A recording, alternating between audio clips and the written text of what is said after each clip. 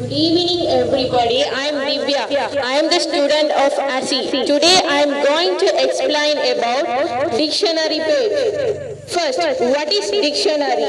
A reference book containing words usually alphabetically arranged along with information about their forms, pronunciation, functions and meaning. Second, the types of dictionary.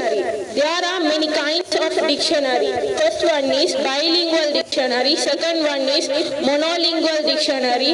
Third one is pocket dictionary, crossword dictionary, pocket dictionary, mini dictionary and thesaurus.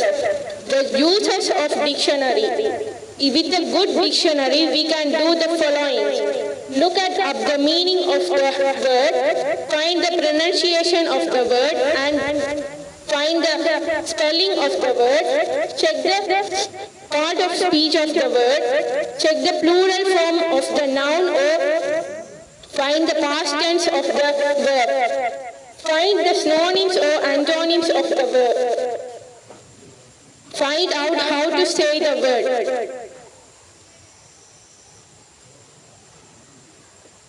Thank you.